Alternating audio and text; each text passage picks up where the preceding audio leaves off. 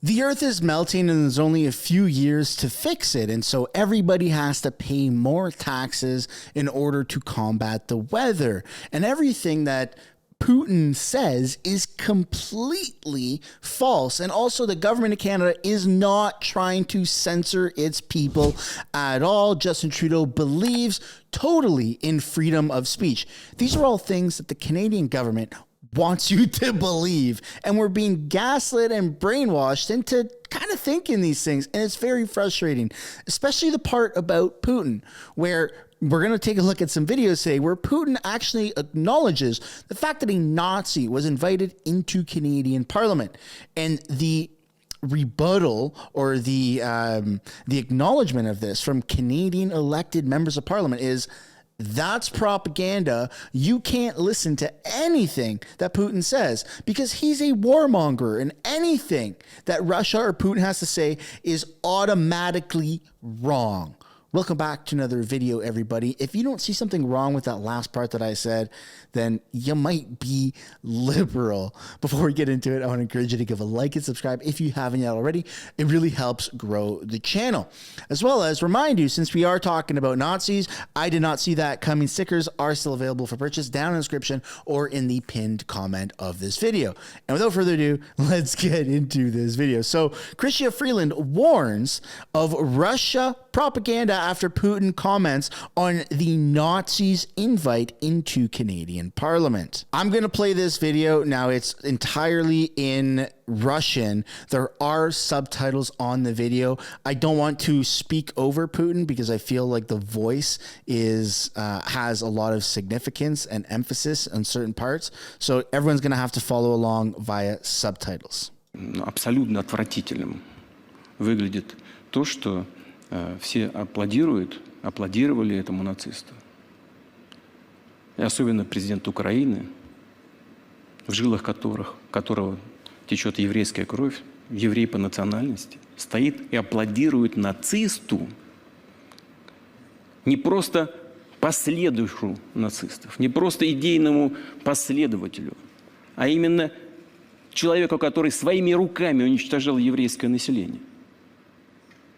Это он лично уничтожал. Если спикер канадского парламента говорит о том, что во время Второй мировой войны этот канадско-украинский или украино-канадский нацист сражался против русских во время Второй мировой войны, он не может не понимать, что он сражался на стороне Гитлера, а не на стороне его собственной родины, Канады.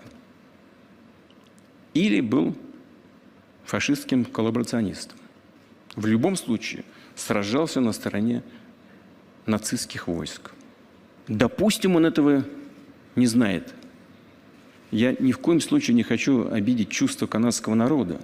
Мы относимся к Канаде, несмотря ни на что, с уважением, особенно к людям. Но если он не знает, что во время войны против России сражался Гитлер и его приспешники, то он идиот.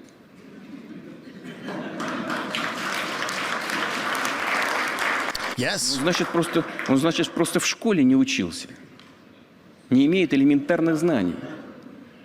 А если он знает, что этот человек сражался на стороне Гитлера, и называет его героем Украины и героем Канады, то он негодяй. Или так, или так. It's one way or another. And I feel as though when it was being announced, anyone who has basic knowledge of history should have been able to pick up that, hey, hold on a second, this guy fought on the wrong side. But just because we're supporting Ukraine now against everyone's consent and funding that war, then apparently it makes him a good guy. It's very embarrassing, and it's even more embarrassing that you have federal members of parliament calling this propaganda. I mean, that was on global news, and even CBC is covering it. All the mainstream media articles mainstream media outlets are covering this, and they're basically all saying that it's propaganda. Either way, Putin spoke on a forum in Sochi, Russia, for more than 3 hours on Thursday, said the incident shows the kind of people we have to deal with in certain Western countries.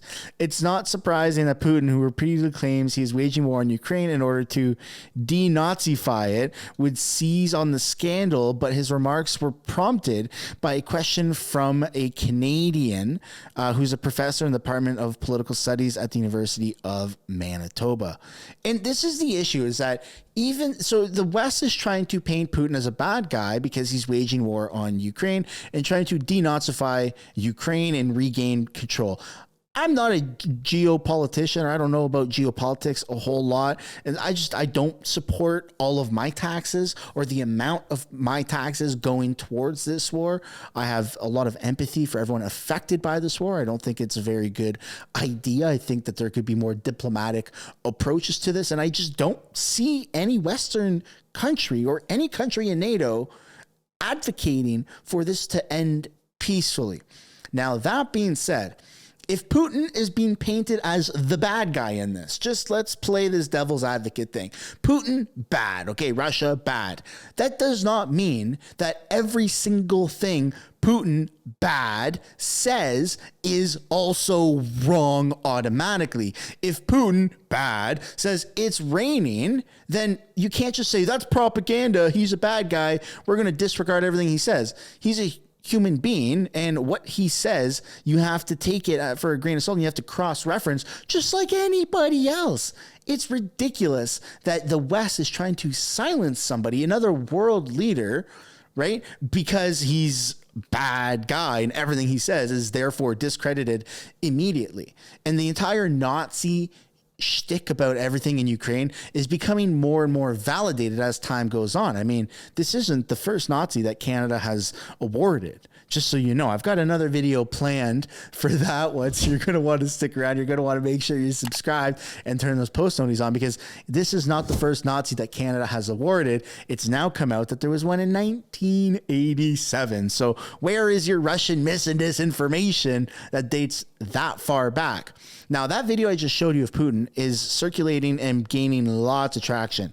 It currently has 1.2 million views on global news. Everybody is talking about it, especially Chrystia Freeland, who's accusing Putin of weaponizing MP's ovations over the Ukrainian SS veteran. Just leave it to Canada to mess up so bad, to invite a Nazi into parliament and award him as a hero, and then say, no. Anyone who weaponizes this is a bad person. Like, come on.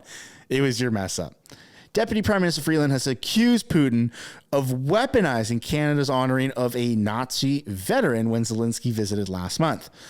The Russian president said on Thursday that former Speaker Anthony Roda's tribute to 98-year-old Nazi supported Russia's views that one of its goals was to denazify Ukraine. And I've heard this since the beginning of the war. I don't even know what year it started. 2022, 2021? I don't even know how long this war has been going on. I just feel like I'm being pushed all this information, and it's hard to keep track of the days and the weeks and the months seem to be blending together. But when the war first broke out, I do remember a lot of information coming out online, on Twitter, on YouTube, on TikTok, about all of these patches that these Ukrainian soldiers had. And that was all linked to like Nazi ties. And everyone got suppressed with like strikes and things got throttled manually by social media companies because the government didn't want people to think that we were giving money to literal Nazis to fight against Russia. And I don't personally know enough information about that to make a valid comment. However, that being said, the fact that we awarded, our government, Canada's parliament, awarded a Ukrainian soldier who is 98 years old blindly as a hero, and then turns out he was a Nazi, just really adds to the validity of, well, if there is one Nazi that we just awarded as a hero from Ukraine, how many more are there? All of those patches, all of those old stories that try and basically turn up out of the dirt all these Nazis that are in Ukraine's military right now, it seems a little bit more and more likely as time goes on. But again, I don't have all the information. I'm not sure. I've just seen a lot of this stuff, and I've seen the government really try and suppress it, which leads me to believe that there's some truth behind that. But I'd love to know what you guys think down below in the comments. Do you think that there is some truth to Nazis in Ukraine? Love to know what you guys think. Let's continue reading this article here. Mr. Hunka, who was invited to sit in the Commons visitors gallery during Mr. Zelensky's visit, received 2 standing O's from MPs and was hailed by Mr. Rota as a Ukrainian and Canadian hero who fought against the Russians. Mr. Putin is claiming that Mr. Rota had grouped together Ukrainian SS troops with Ukrainians fighting the Russians today.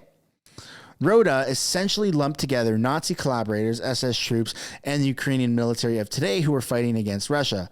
Mr. Putin said to a question in the Russian city of Sochi, "This only confirms our thesis that one of our goals in Ukraine is denazification."